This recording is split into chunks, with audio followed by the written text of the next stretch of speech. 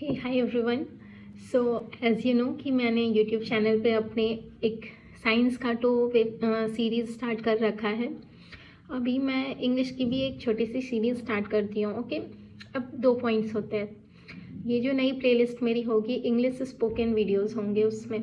इसमें क्या पॉइंट्स हैं? तो पहली बात ये कि इंग्लिश भी हमें क्यों सीखना है। एक हो गया ग्रामर और एक हो गया स्पोकन। दोनों की व्यूज़, दोनों का प्रिपरेशन, दोनों की जो स्टडी होंगी वो डिफरेंट होंगी। तो मेरा फोकस पहले होगा स्पोकन इंग्लिश के ऊपर। जो ग्रामर वाला इंग्लिश रिलेटेड पोर्शन है, जो कॉम्पिटिटिव एग्ज़ाम्स, और अगर आपने इंग्लिश से ग्रेजुएशन करना है या फिर इंग्लिश को आगे कैरी ऑन करना है एज अ सब्जेक्ट, तो उस केस में उसकी प्रिपरेशन अलग होगी, जो मैं बाद में स्टार्ट करूँगी। Here I am going to treat English as a language, not as a subject. ठीक है, इंग्लिश को हम 2 तरीके से ट्रीट करते हैं। पहले कि क्या हमें उसे एक लैंग्वेज के तौर पे सीखना है, just we want to speak English and do conversation, और we have to learn it as a subject, क्योंकि सब्जेक्ट वाइज सीखने के लिए उसके बहुत कंटेंट्स होते हैं जो डीप स्टडी चाहिए होती है। तो अभी फ़िलहाल के लिए मेरा फोकस है इंग्लिश एज अ लैंग्वेज सीखना। ओके, तो इंग्लिश भी हमें क्यों सीखना है? Don't take it otherwise. बहुत लोग ये सोचते हैं कि इंग्लिश को इतनी इम्पोर्टेंस क्यों देनी है। Hindi is our mother tongue और हमारी मातृभाषा होती है हिंदी। तो obviously there is no comparison. I respect Hindi also and English also. दोनों ही बहुत ज़रूरी हैं हमारे ज़िंदगी में। हिंदी हमारी सोशल लाइफ के लिए बहुत इम्पॉर्टेंट है और इंग्लिश हमारे वी कैन से कि वर्ल्डली लाइफ के लिए इम्पॉर्टेंट है। अगर हमें आगे जाके किसी अच्छे कंपनी में काम करना है, जॉब करना है, या फिर most of the time we are in English medium school, still we are unable to speak.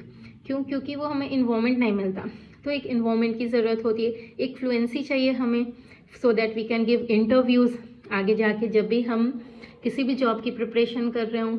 Even if we are not preparing for job, even if we are starting our own business, कोई startup कर रहे हैं, तो for presenting our self we need English as a language, क्योंकि English को हम language of franca of the world बोलते हैं। मतलब एक ऐसा लैंग्वेज जो पूरी दुनिया को कनेक्ट करता है।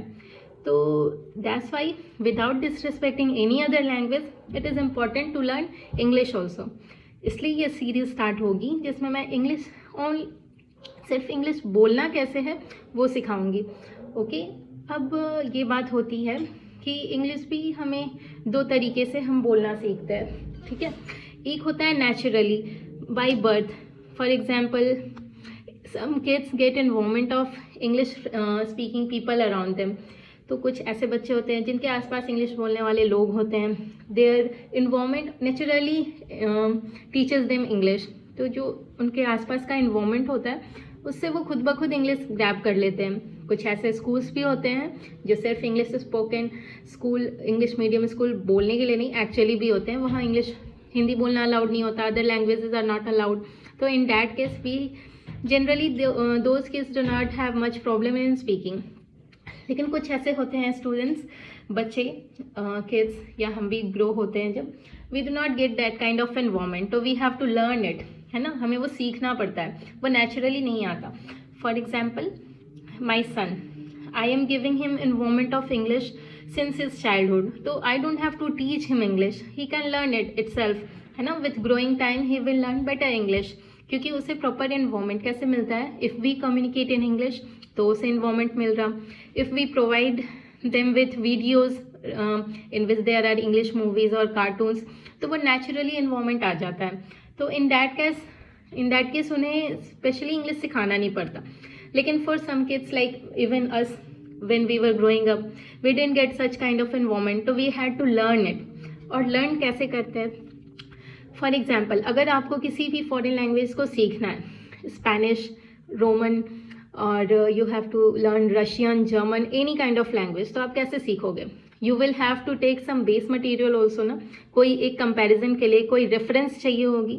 तो in that case either you will learn how to speak German और रशियन थ्रू इंग्लिश और हिंदी। आप हिंदी से जर्मन बोलना सीखोगे, आप इंग्लिश को जर्मन में कन्वर्ट करना सीखोगे। This process of converting one language जो हम जानते हैं इनटू अनदर लैंग्वेज जिनके बारे में हमें नहीं पता, इस प्रोसेस को हम ट्रांसलेशंस बोलते हैं, है ना, जो बचपन में सीखा होगा।